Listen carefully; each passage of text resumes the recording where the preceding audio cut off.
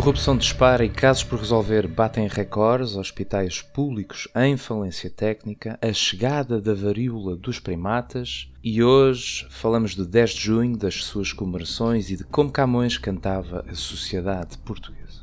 Bem-vindos ao podcast da Habeas Corpus. Precisamos de assimilar primeiro para nós próprios valores de honestidade, de verdade e de coragem. Os meus não vão carregar sobre as pessoas.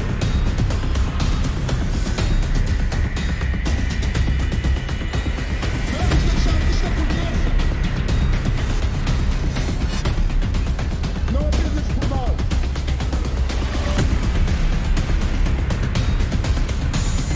Pelos nossos filhos e pelos nossos netos. O verdadeiro poder é o poder da população. Neste 7º episódio do podcast da Habeas Corpus, trazemos um tema com 5 séculos de história para falar de um Portugal que encontra similaridades com impasses e vícios de há 500 anos atrás. Tenho comigo o Dr. Rui da Fonseca e Castro, como sempre. Boa noite, Dr. Rui. Olá, Bruno, boa noite. Boa noite a todos que nos estão a ouvir também. Obrigado. E antes de levantarmos âncora, falamos, como sempre, sobre a atualidade desta semana. Corrupção, processos disparam 42% e casos por resolver batem recorde. Mais de 700 processos novos entraram em 2021 e verifica-se uma tendência de subida, tanto dos novos casos como daqueles que se encontram pendentes. Apesar da notícia remeter a possibilidade de se fazer interpretações apenas para quando for publicado o RASI de 2021, isto é o Relatório Anual de Segurança Interna, a coisa que se prevê acontecer no final deste mês, podemos considerar que os 2 anos anteriores e toda a afetação de meios públicos que houve, especialmente financeiros, foram solo fértil para a prática deste tipo de ilícito, doutor? Bom, em primeiro lugar, nós temos que perceber que nós temos no poder uma elite parasitária e que essa elite parasitária não surge das estrelas, não surge instantaneamente, tem uma implantação na sociedade. E, portanto, verifica-se atualmente, já há muito tempo, e tem-se degradado profundamente, uma erosão ética e moral da nossa sociedade, que depois gera estes problemas que são problemas estruturais da nossa sociedade. O que é que acontece por regra em Portugal? Em Portugal encontra-se uma justificação para gastar dinheiro. Essa justificação nos últimos 2 anos foram substâncias farmacêuticas, foram testes RT-PCR, mas já foram instituições financeiras, empresas de telecomunicações, energia, empresas de transporte públicos, estradas, rotundas, enfim. E quer haja dinheiro, quer não haja, porque durante anos houve o dinheiro, existiram os fundos europeus com uma cadência que depois deixou de existir, mas isso não importa, porque quer haja dinheiro, quer não haja, sempre que há uma justificação para gastos extraordinários, mesmo que não haja dinheiro, o Estado cria dívida, ou seja, coloca dívida à venda, cria dívida pública, e a dívida pública neste momento está em 127% do PIB. Somos nós todos que pagamos isso, se é que isso é possível pagar, se é que é possível pagar uma dívida pública interna de... Nós e as gerações que ainda nem nasceram. Exatamente. E, portanto, como é que isso funciona? Esse dinheiro depois circula por empresas que são criadas nos contextos que eu acabei de referir. Durante os últimos 2 anos foram empresas farmacêuticas e laboratórios, e depois o dinheiro circula e vai parar aos bolsos da elite parasitária. Não há sistema perfeito no papel que funcione se não existirem valores morais na sociedade. e, portanto, não vale a pena estarmos a pensar que é com mais leis, é com mais normas, é com mais mecanismos de controle que vamos resolver este problema. Não, nós vamos resolver este problema quando nós próprios percebermos que há coisas que não se fazem. E uma delas é utilizar para fins individuais, para fins egoísticos, pessoais, património que é de todos. E o público traz-nos a varíola dos macacos. A ECDC admite vacinação de contactos de alto risco com infectados. Quando falamos do ECDC, é o Centro Europeu de Prevenção e Controlo de Doenças. Este assunto é o mais recente alarme social e até já se fala em recurso a vacinas, como diz o título da notícia, assim como ao isolamento de casos suspeitos. Países como Espanha ou Estados Unidos já procederam, aliás, à encomenda de largas quantidades de vacinas para o efeito. Bem, depois de em 2009 ter sido atribuída aos suínos a famosa gripe A, 10 anos depois, em 2019, um morcego em território chinês ter sido a presumível causa de uma epidemia com dimensões globais, agora parece ser a vez de um macaco. Voltaremos a ver o Estado a ingerir-se na nossa liberdade individual ou para já será cada macaco no seu galho? Bom, o Estado, que é ocupado já há décadas por uma oligarquia nepotista, cleptocrática, pedófila e genocida, agora genocida, tem interferido sistematicamente na nossa liberdade individual, por exemplo, ao controlar os meios de comunicação, transformando-os em meios de propaganda. E, portanto, quando se impede o acesso da população à informação, está-se, consequentemente, a interferir na liberdade individual, que é a liberdade de escolha, liberdade de decisão, de uma forma esclarecida. Mas, no que diz respeito a este tema, que é o tema da pandemia, que têm sido sistematicamente falsas pandemias, se nós formos olhar às pandemias que têm surgido na Europa desde 2003, 2009, provavelmente todas elas foram falsas, com preocupações, com preocupações algumas vezes a serem exteriorizadas, nomeadamente pelo Conselho da Europa. Mas, neste caso, o que aconteceu foi que esticou-se muito a mentira e criou-se um risco para quem mente. Ou seja, para quem mente são os vermes da elite parasitária que mentem com diversas motivações, com uma motivação e diversas razões. As mais prosaicas são as de natureza económica e financeira, mas existem outras muito mais obscuras. Mas uma mentira não pode ser esticada demasiado, porque, por exemplo, no outro dia estive no grande júri, estive a ouvir Matias Desmet, da Universidade de Ghent, na Bélgica, a referir que quando a maioria da população que se encontra num estado de hipnose e de torpor profundo acorda, o mais provável que pode acontecer é os membros da elite parasitária serem mortos. E eu desejo que isso venha a acontecer.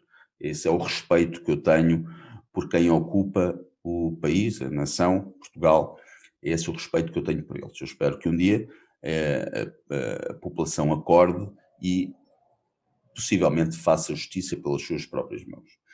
Mas eles sabem que, ao esticarem uma mentira, correm esse risco. E, portanto, esticaram muito a mentira da pandemia. E, portanto, não me parece que seja fácil agora iniciarem uma nova falsa pandemia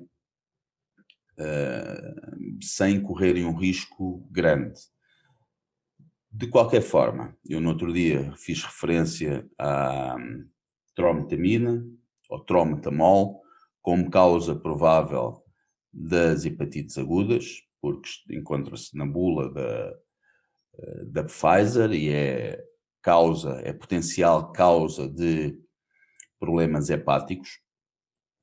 E neste caso, no caso da varíola dos macacos, É importante referir, eu não sei se é essa a causa, mas é importante referir, quem for à bula, são informações públicas que constam do site da EMA, da Agência Europeia do Medicamento, quem for à bula da vacina Vaxzevria, da AstraZeneca, vai ver escrito na página, já agora digo qual é a página 2, composição qualitativa e quantitativa, que diz o seguinte: uma dose de 0,5 mililitros contém adenovírus de chimpanzé que codifica a glicoproteína S, spike, do vírus SARS-CoV-2, etc, etc, etc. E, portanto, resta saber se isto é mais uma causa das substâncias farmacêuticas experimentais com que se tem injetado as populações, e a população portuguesa também, ou se é mais uma falsa pandemia que já estava preparada. Portanto, fica aqui. Mas, de qualquer forma, parece-me que é difícil eles imporem-nos o regime que, embora tenham vontade, eles têm essa vontade, mas também correm um risco grande. E, portanto, há aqui uma tensão entre vontade e possibilidade, e eles sabem muito bem o que estão a fazer e vão acabar por analisar os riscos e os benefícios. Problema de governação. Mais de metade dos hospitais portugueses fechou 2020 em falência técnica. Bom, desta notícia não pode deixar de ser destacado que, e estou a citar, em 2020 o Estado injetou nos hospitais 587 milhões de euros, menos 696 milhões do que em 2019. Recordo, 2020, ano de pandemia. Para as administrações hospitalares, o problema não se fica pela falta de fundos, mas prende-se com a governação. Dr. Rui, a saúde não era a nossa, e nossa está com aspas, não era a nossa prioridade. Bom, a saúde nunca foi a prioridade de um Estado oligarca, nepotista, cleptocrático, pedófilo e agora genocida. Nunca foi. Composto por vermes que compõem, que formam uma elite parasitária. Eu, quando digo vermes porque nós, quando pisamos um verme, um inseto, alguma coisa, nós não pensamos duas vezes e fazemos isso sem qualquer preocupação moral. E, portanto, é assim que devem ser encarados as pessoas que têm atirado a população portuguesa para uma miséria, um torpor e uma estupidificação profundos. Bom, mas nunca foi a prioridade, como é óbvio. A prioridade, todos os anos, aliás, o Sistema Nacional de Saúde, os hospitais públicos entravam e entram em colapso durante o inverno. Isso não é novidade para ninguém. As listas de espera de cirurgias, as listas de espera de consultas, enfim. As pessoas, infelizmente, estão efetivamente sob um estado hipnótico, estão sob um torpor, não conseguem analisar a realidade também não lhes chega e elas não a procuram, justamente porque acabam por ficar debaixo desse estado, e portanto é isso, nunca houve preocupação com a saúde. O que houve preocupação nos últimos 2 anos foi com a indústria farmacêutica, o que é muito diferente de ser uma preocupação com a saúde. A indústria farmacêutica não é propriamente conhecida por procurar a saúde. É óbvio que existem medicamentos que têm efeitos, muitos desses efeitos são nocivos. Nós sabemos que os medicamentos são comercializados e são os médicos quase que os comercializam como agentes de propaganda médica, que acabam por ser a título de, entendo como contrapartidas, viagens anuais a congressos, que não são congressos nenhuns, são férias, e, portanto, a indústria farmacêutica visa o lucro, e o que é muito diferente de visar a saúde. E, portanto, a preocupação desta oligarquia nunca foi a saúde. Não posso deixar de sublinhar, em 2020, e todos sabemos o que aconteceu em 2020, o Estado injetou nos hospitais 587 milhões de euros, menos 696 milhões do que em 2019. E seguimos em frente para a atividade da habeas corpus.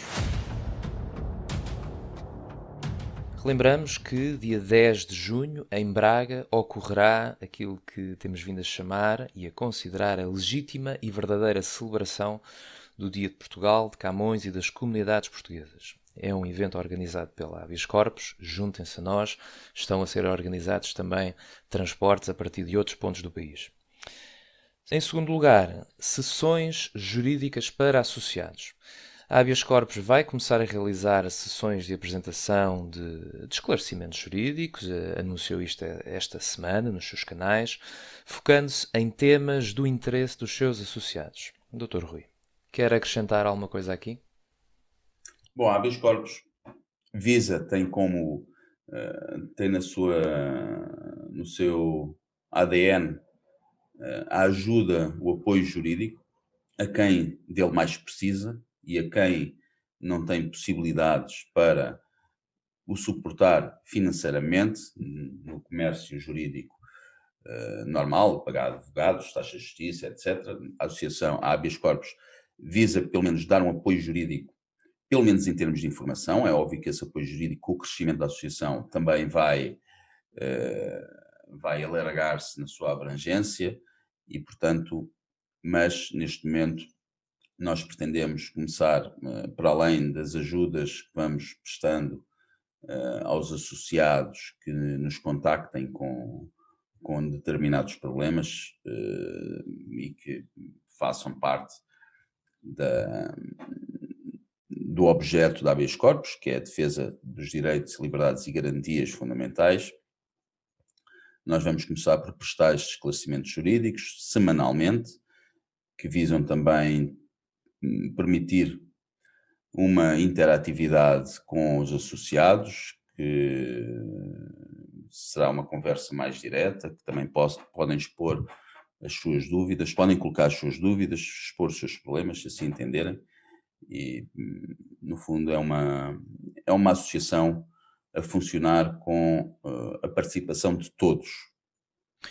Terceira parte do nosso episódio, falamos de um tema que é uma expressão conhecida, bastante sonante dos ouvidos dos portugueses, o velho do Restelo. Quem é este velho do Restelo?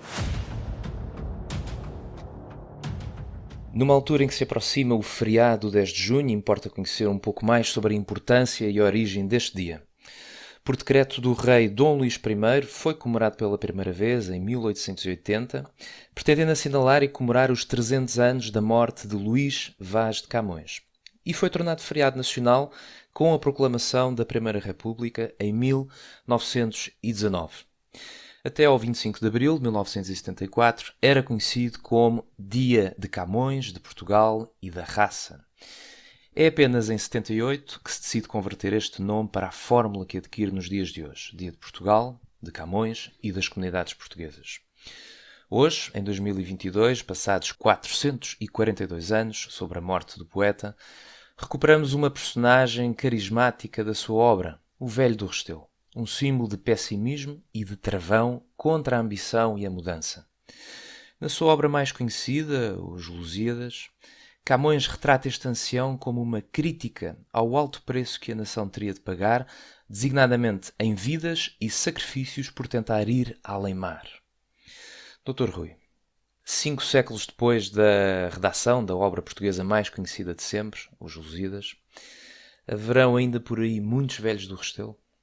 Todos nós, penso eu, fomos ou somos um pouco conformistas e acomodados. Eu também, provavelmente, também fui mais, e neste momento penso que já não sou tanto, e isso é uma característica que os portugueses têm muito visível. A acomodação, o conformismo, o não vale a pena. Nós vemos isso muitas vezes. Há muitos motivos para que as pessoas não saiam à rua, não reivindiquem os seus direitos, não lutem por eles. Quer dizer, não há motivos para as pessoas não reivindicar os seus direitos e não lutarem por eles, mas pode haver motivos para as pessoas não saírem à rua. Cada pessoa tem a sua vida e que a pessoa sabe de si, mas ouvimos muitas vezes dizer, as pessoas dizerem, mesmo aquelas que têm uma participação mais ativa nas redes sociais, dizer que não vale a pena, por exemplo, sair à rua, ir a manifestações. Isso é uma manifestação desse conformismo, dessa acomodação, que acaba por, pois as redes sociais acabam por ser uma forma de extravasar as frustrações e acaba por ser a forma que, aliás, dá mais jeito a quem nos oprime. Portanto, quem nos oprime não quer que a população esteja na rua. E depois há, como é óbvio, essa mensagem de não vale a pena ir para a rua, não vale a pena fazer nada, isso depois é uma mensagem que insidiosamente vai chegando até nós por diversos canais. E isso verifica-se essa acomodação, esse conformismo, até um dia em que ele deixe de existir, até um dia em que as pessoas sejam encurraladas e que percebam que têm que lutar pela sua sobrevivência ou pela sobrevivência dos seus... Aliás, as pessoas têm que perceber que têm uma responsabilidade pelas gerações vindouras, pelos seus filhos, pelos seus netos.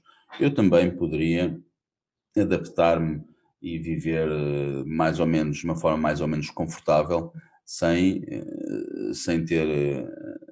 me incomodar, sem ter que arriscar diversas coisas na vida, e portanto também poderia, mas parece-me não, eu sinto essa responsabilidade.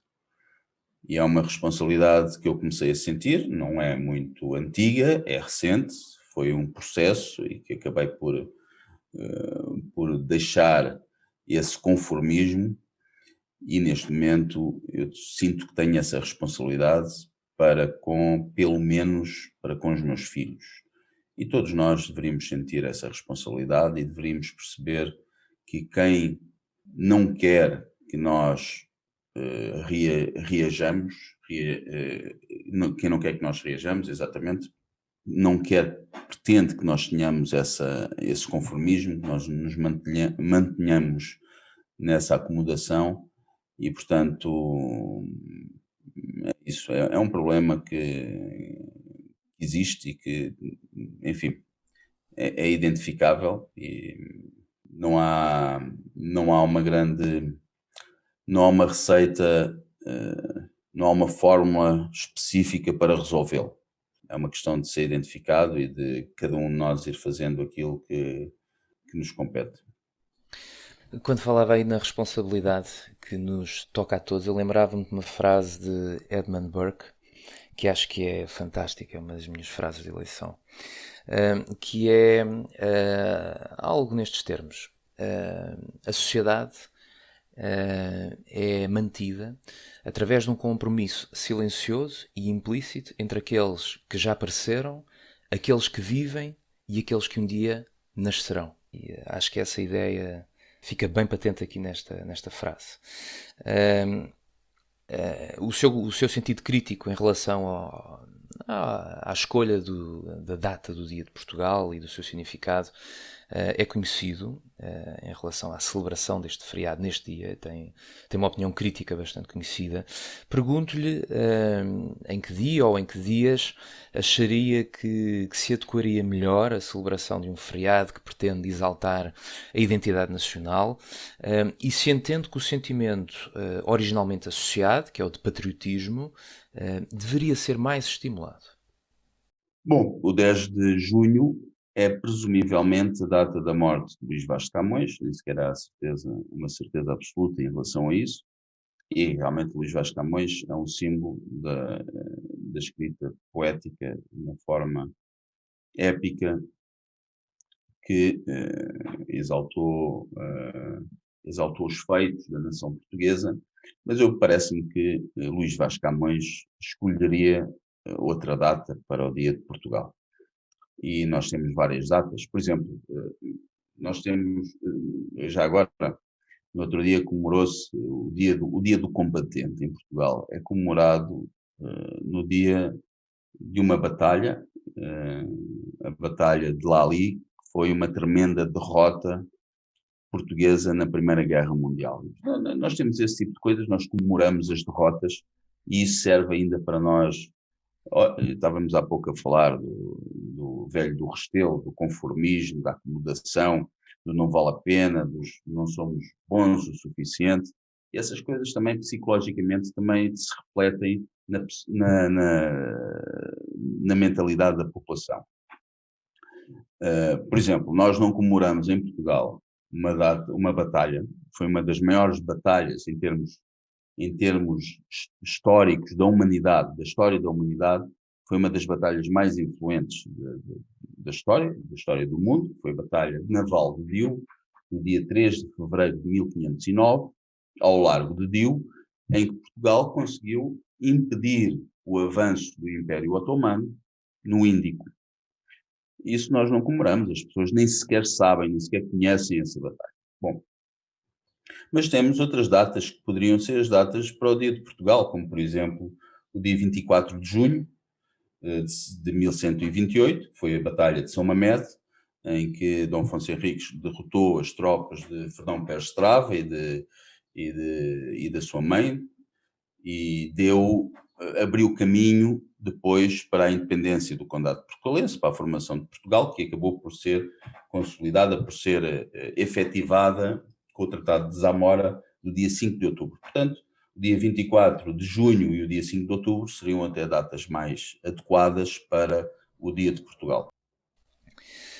Estamos então preparados para entrar na última parte do nosso episódio, resposta a questões dos seguidores. Em tempos, e começo a citar, em tempos, o Dr. Rui falou de uma justiça de transição. Eu gostava que desenvolvesse mais este assunto, pesquisei no Google e não fiquei muito esclarecida, grata desde já. A justiça de transição é uma justiça que permite, enfim, fazer justiça, realizar a justiça, quando existe uma ruptura constitucional, jurídica ou constitucional, ou seja, uma ruptura jurídica ou constitucional pode ser um golpe de Estado, pode ser uma ruptura através de um desrespeito pela Constituição, que eu acho que durante estes 2 anos houve uma ruptura constitucional. Enfim, quando existe um regime que depois tem que ser julgado por aquilo que fez, mas nós vamos analisar o sistema jurídico, o ordenamento jurídico, não possui a tipificação dos mecanismos criminais, processuais criminais, que permitam que se realize, que se faça a justiça e que se percebe que as feridas abertas vão continuar na sociedade, porque aquelas pessoas vão ficar impunes. Então criou-se a justiça de transição, o conceito de justiça de transição, que foi utilizado, por exemplo, em Nuremberg. Eu não gosto de fazer muitas comparações com Nuremberg, porque a história que nos contam é uma história que, muito provavelmente, e muita gente que nos está a ouvir sabe disso, muito provavelmente, ou seguramente, não corresponde exatamente àquilo que está na história oficial, mas vamos utilizar o exemplo de Nuremberg apenas para efeitos comparativos. Em Nuremberg, julgaram-se oficiais do Estado alemão durante o Estado do Terceiro Reich e julgaram-se por crimes de guerra, por crimes contra a humanidade e por crimes de guerra. Mas não existia um ordenamento jurídico na Alemanha que permitisse a imputação criminal, a imputação penal àquelas pessoas. E, portanto, criou-se um código, o Código Nuremberg, que permitiu que aquelas pessoas fossem julgadas e fossem punidas pelo que consideravam pelo que elas fizeram, porque consideravam que elas fizeram. Os julgamentos, eu posso dizer que os julgamentos foram muito simples para os factos que lhes eram imputados, mas isso é outra história. Isso é uma questão jurídica e não vale a pena estarmos aqui a falar disso. Mas a justiça de transição serve para isso mesmo. Nós vemos que em Portugal não existem mecanismos jurídicos em termos de normas tipificadoras e em termos de processo que permitam julgar de forma eficiente os membros da elite parasitária, os vermes da elite parasitária, que há 48 anos cometem crimes contra a população. E, portanto, seria necessário, e o ideal seria, criar uma justiça de transição, até preterindo alguns princípios do direito penal, que hoje em dia, numa situação normal, são dados adquiridos e não podem ser afastados, mas numa justiça de transição permite-se que isso aconteça para poder sarar as feridas que foram criadas numa sociedade, para poder pacificar a sociedade de forma a que possamos recomeçar, a que possamos refundar uma nação e que possamos refundar uma nação com base em valores que nós pretendemos que sejam seguidos, e habeas corpus, esses valores são conhecidos, que é a verdade, honestidade e coragem. Dr. Rui, já falámos isto no nosso podcast, mas uma vez que continua a haver muita gente a colocar esta questão, quer relembrar como é que é possível às pessoas associarem-se a habeas corpus? Sim, eu já agora vou aqui abrir o canal do Telegram. No canal do Telegram há hoje uma publicação que explica como remete as pessoas para um documento, para um link, e que, através do qual se podem tornar associados. E a explicação encontra-se lá, depois é preencher o formulário e nós responderemos. E, bom, é desta forma neste momento, é online. Simples. Procurem-nos no nosso canal do Telegram, na publicação de hoje, 21 de maio. Têm lá indicações sucintas para se tornarem nossos associados. Bom, e estamos a chegar ao final de mais um episódio, do 7º episódio. Relembramos que estamos no Facebook, no YouTube, no Instagram e no Telegram. Deixem os vossos comentários, façam críticas, façam sugestões. Não queria deixar de me despedir sem realçar a Batalha Naval de Diu, que o Dr. Rui falou. Revisitem esta passagem histórica, é impressionante. Para vos abrir o apetite, digo-vos que Portugal defrontou e venceu o Sultanato de Gujarat, o Sultanato do Reino de Calcut e ainda a República de Veneza. Vejam porque vale a pena. Dr. Rui, obrigado por esta conversa. Uma boa noite. Muito obrigado. Boa noite a todos que nos ouviram.